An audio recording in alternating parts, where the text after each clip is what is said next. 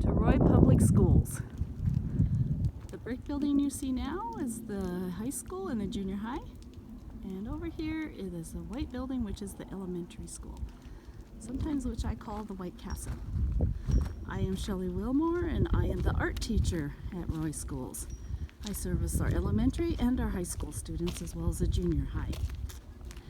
I would like to apply on behalf of our school district for a grant through Midrivers Telecommunications. They are our internet provider as well as our telephone service for our school district. Let's go ahead and go inside. Our school district has a vision statement that children are our future and we are dedicated to their success.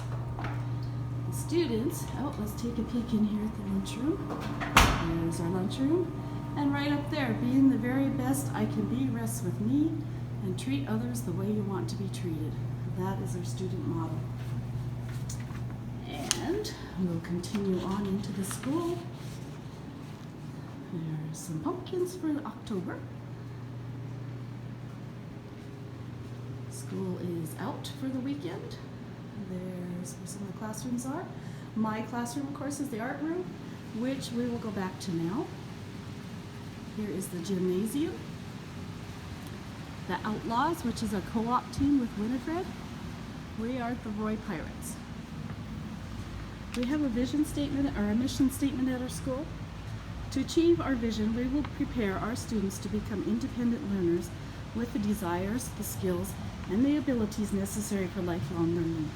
This will require creating a learning environment which is centered around students, directed by teachers, and supported by home and the community. Now we'll go down this little hall, and we're almost to the art room. Ta-da! This is our art room. Now, I would like to apply for a big screen TV for my art room and my students. Up there where the crayons are, I would like to put it there or above the FFA logo in that blank spot. I'm not sure which place it'll hang best. But the reasons for this are my students deserve and need to see accurate pictures and colorings of pictures. When I do famous artwork and I show slideshows of it, I'll put it through the setup I have now, which as you can see is a projector screen over the whiteboard. Therefore, I can't use the whiteboard at the same time as the projector screen. So I have to make a choice. Do I want to take notes for the students on the board to show and point out bullets, facts, such? Or do I just want to talk and say, oh, I want to point out this fact? So then to make my projector work, I have it on a cart, which would come out of my storeroom here. So it's a little time consuming to grab the cart, roll it out here, make sure all the cords are connected the right way, grab my laptop, put it up there.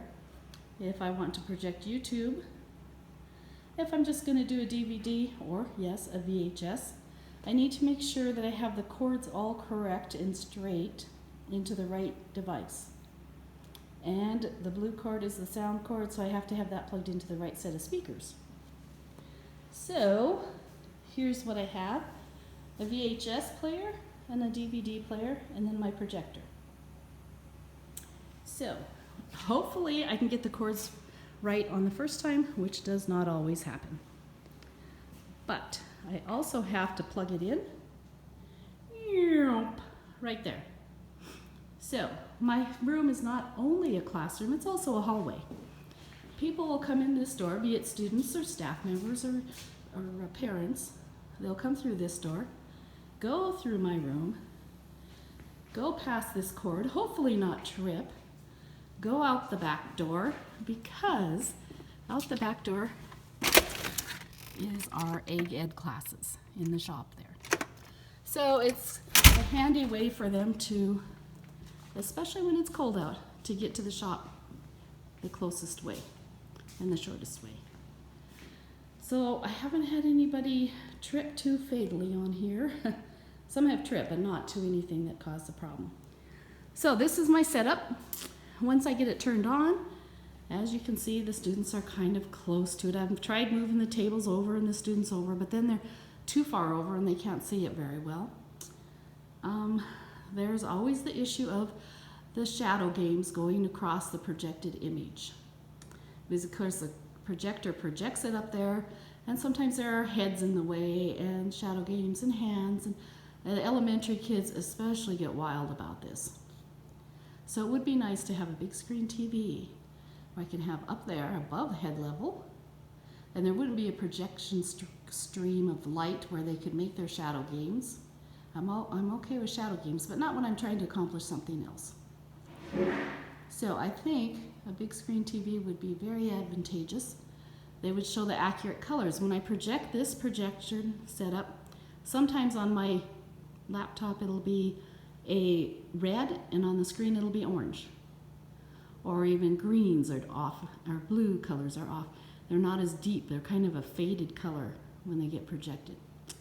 It works, it's the best that I have now, and I would like to do better for my students. If I could get them to see the picture more accurately and with more vivid colors, that would be awesome.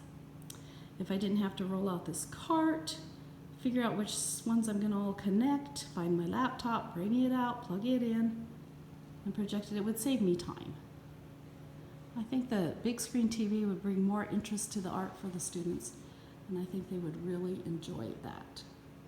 It would not only be beneficial learning-wise, but also in our community.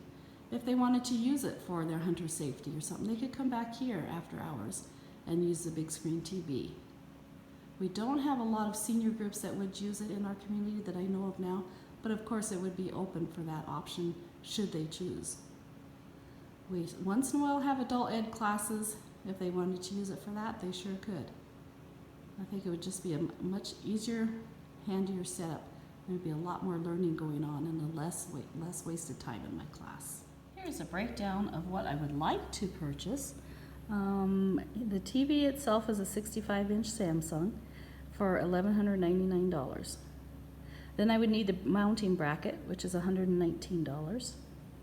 And then a power surge protector for sure, which would be $40 or $39. And then there is a cord that I can run, HMDI cord, that I could run from my computer to the TV, so that would be less distracting. And it would hook right into my computer should there be something else that I want to project off my computer.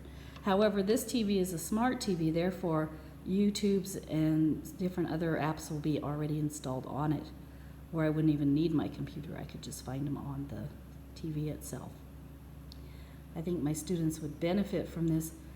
I could tell if they were successful, but if they're actually paying attention and watching and learning. And then of course there's always the quiz back. If we need to, we can give them a quiz if they're not paying attention, or to find out if they are paying attention. There is really personal training. I know how to run a smart TV. I know how to run computers. I really don't, there would be a little bit of a learning curve because it would be a new setup, but it would just be take me the time to sit down, read the manual, play with it, and see just how I want to utilize this setup. So the expense would be that for a grand total of $1,404.96.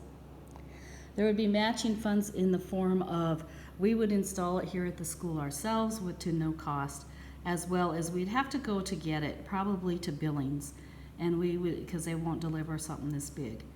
But we could run down and get it. I could run down on the weekend and pick it up or something. So we could do that at no cost also. We are a tax-exempt school status. Our TIN number is 816000335. So yeah, that's kind of a summary of what I would like to apply for through the Midrivers Telecommunications grant. Thank you.